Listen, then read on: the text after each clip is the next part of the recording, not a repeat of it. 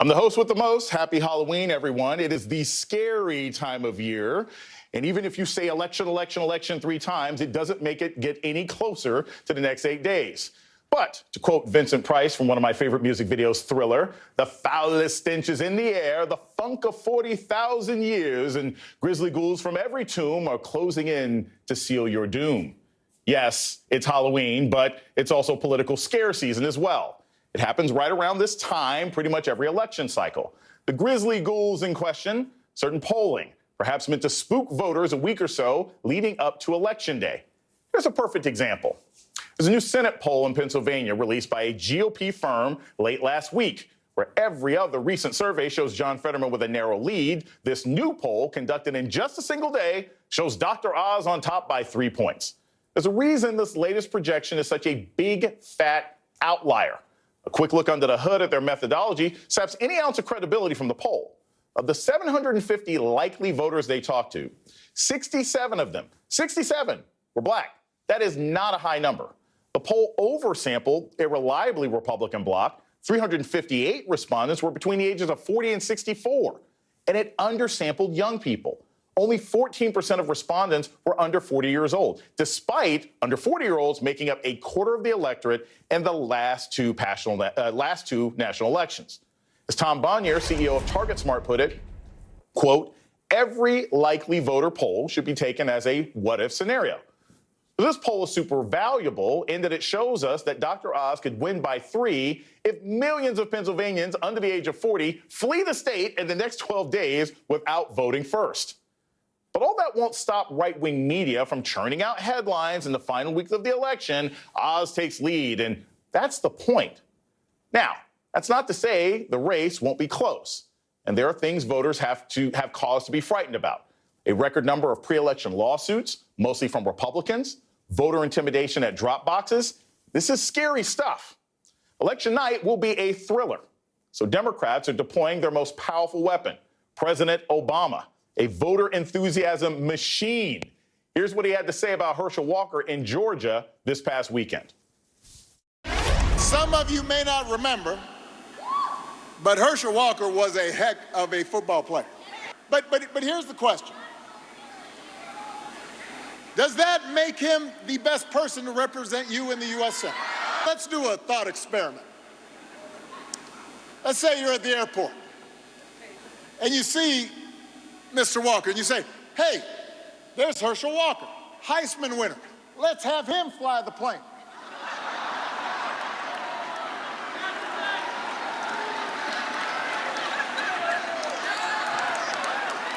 You probably wouldn't say that. You'd want to know, does he know how to fly an airplane?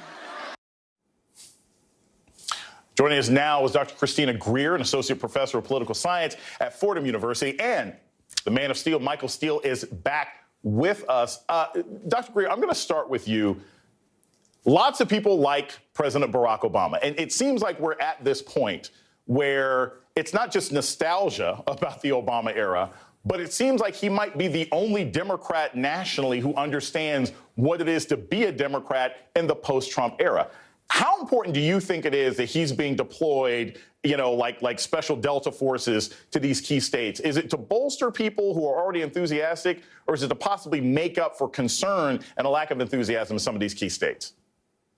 You know, Jason, I have a lot of conversations with different political scientists where we always, wonder, they're dusting off Uncle Barry and he's going from state to state to, do campaigning. But you forget, one, he's really good at it. And two, it's not just to gin up the base. It's also to contextualize some of the policy arguments that Democrats just don't seem to know how to land specifically. Take Wisconsin, for instance, when we see him campaigning for Mandela Barnes. He contextualizes all that Ron Johnson is doing to try and take away Medicare and Social Security for folks in Wisconsin, something that the Democratic Party in Wisconsin is saying, but there's a way that Obama says it that's really concise and direct and charming, and it just lands. I mean, you see it time and time again. So there's a reason why they've got him in these states where races could be close, and it's about turnout. And you do want people to be excited, and you do want people to call their neighbors and their friends to help them understand why this race is so important, and help them understand, just as you said in the previous segment about these polls, where it may be close, but it's not that close if we actually do our jobs and we come out and vote. I honestly believe if Barack Obama could run in 2024, he could beat Trump, Joe Biden, or anybody if he actually decided to run. Going along with what Dr. Greer said, Michael, I want to play you the sound of former President Barack Obama making the case for Mandela Barnes and against Ron Johnson. Get your thoughts on the other side. Some of you here are on Social Security. Some of your parents are on Social Security. Some of your grandparents are on Social Security. You know why they have Social Security? Because they worked for it. They worked hard jobs for it. They have chapped hands for it.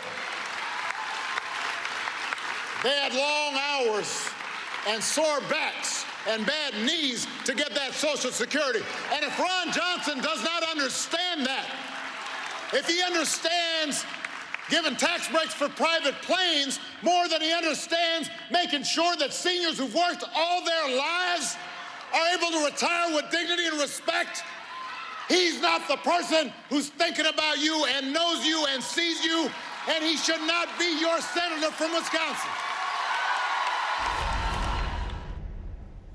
Michael, I say this with absolutely no shade. I almost think he made a better case for Mandela than Mandela has made for himself so far. Just when you see that, I just want first it's sort of a historical context, Michael. Is there any other politician right now in sort of the American mindset who can make these arguments as cogently and passionately as Barack Obama can, on the left or the right? Probably not. But before I get there, I just got to say this to get it out of the system so we set the table correctly here. Beetlejuice, Beetlejuice, Beetlejuice. Okay, we're good. Just wanted to. You got to come correct. Yeah, because I want to make sure you stay there. I don't want you disappearing in mid-sentence. Look, I think you're absolutely right. There isn't anyone who can cogently make the case for the broader policy narrative, democracy narrative, probably than Barack Obama at this point. Certainly not on my side of the aisle, because that individual's not making the case for democracy. Probably the closest would be Liz Cheney. And Liz has been able to make that effective argument for the country. She has not had to engage on the policy side of it because her mission has been about saving the country from MAGA Republicans.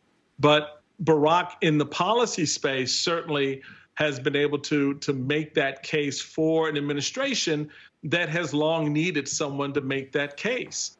The fact that it is being made 8 days before a general election, I know it's disappointing for a lot of Democrats. It's disappointing for a lot of center-right Republicans and independents who thought, you know, you guys have got to help bring the cavalry here to stop this stampede from the hard right. But it's here, and it's now, you know, an effective message that will land, I think, right, in a lot of cases. And you make a very interesting and I think very fine point, that the president is able to make a case for why the country needs to trust Democrats for the next 2 years better than some of the candidates themselves have been able to make it, because it goes back to the larger narrative.